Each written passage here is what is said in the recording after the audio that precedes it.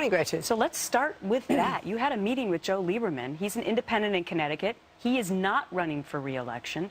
How important would it be for you to get Senator Lieberman's endorsement? I'd be honored to have his endorsement. Actually, we met several months ago, not just recently, because I actually talked to him about foreign policy, his views on Israel. It was very interesting to sit and spend for about an hour just chatting with him, kind of an informational meeting. I enjoyed it very much. What else was in your mind about why you wanted to give it another go? Honestly, because we're not any better off. The same things that propelled me into the race before.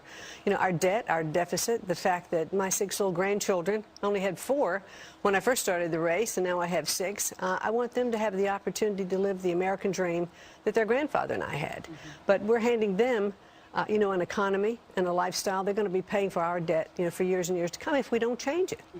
I mentioned in the introduction that you ran a very close race to Dick Blumenthal, the Democrat in Connecticut. He ended up winning. And the exit polls showed that you did not fare as well with women. You've decided now to make this a centerpiece of your new election bid. What are you doing? Well, I'm really touring the state, talking to women's groups.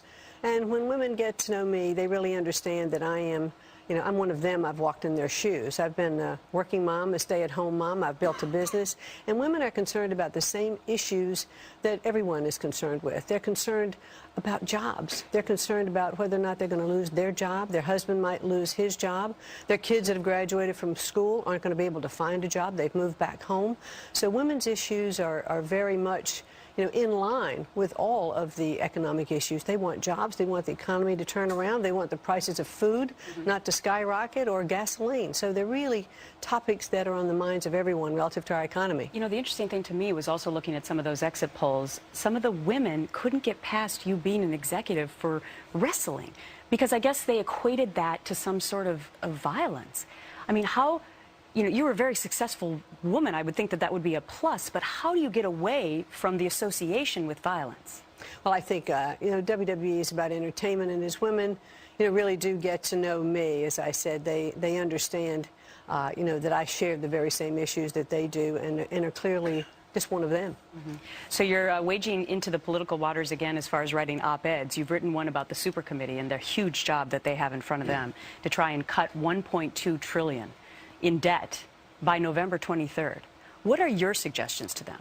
Well, I can tell you my whole issue relative to the super committee was the fact that the professional politicians in Washington just weren't getting the job done.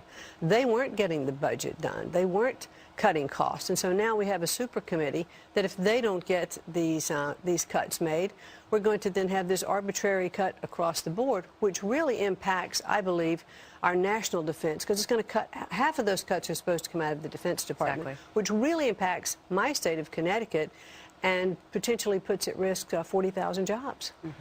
So what do you believe to be the #1 issue for you in the state of Connecticut? Is it creating jobs? It's the same in Connecticut that it is around the country. It is putting people back to work.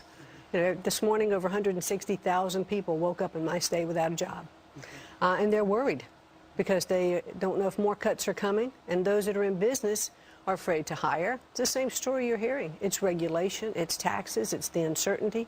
So entrepreneurs aren't willing to take risks, and we need to put people back to work. Well, Lynda McMahon's willing to take another risk. She's going to be going for Senate in the state of Connecticut for Joe Lieberman's seat. Great to see you as always. Thank you.